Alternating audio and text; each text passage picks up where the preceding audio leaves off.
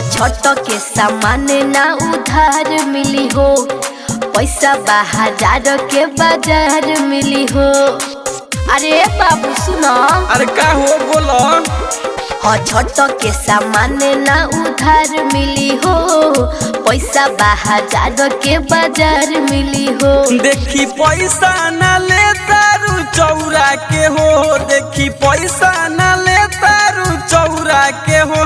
बोल का भाव बा तोहरा दौरा के हो, बोल का भाव बा तोहरा दौरा के हो।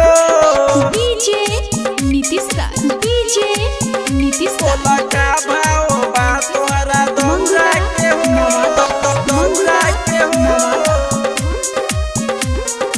Super recording studio Adampur. दौरा के हो।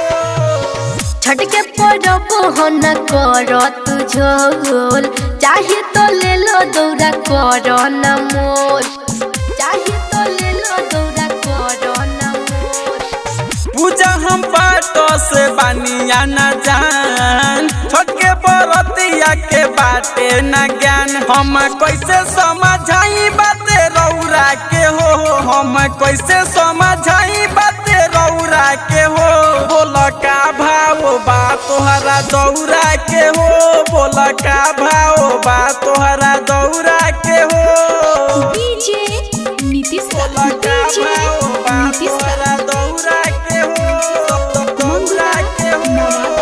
मंगुरा नवादा। बोल का भाव बा तोहरा दौरा के हो। माई के महिमा हो लाया पार, साल भर पायाबे छठ के त्योहार। ए सुनो तारो, छठ के त्योहार। फल फल हरी जाके लईनी शहर से, दियरी मंगैले बानी कुहरू के घर से। अंगद रमेश यारमन पूछे रौरा से हो, अंगद रमेश यारमन पूछे रौरा से हो। बोल का भाव बा तोहरा दौरा के हो, बोल का भाव बा तोहरा दौरा के हो। छठ के सामान ना उधार मिली हो, पैसा 1000 के बाजार मिली हो। देखी पैसा न ले तारू चौरा के हो, देखी पैसा न ले तारू चौरा के हो।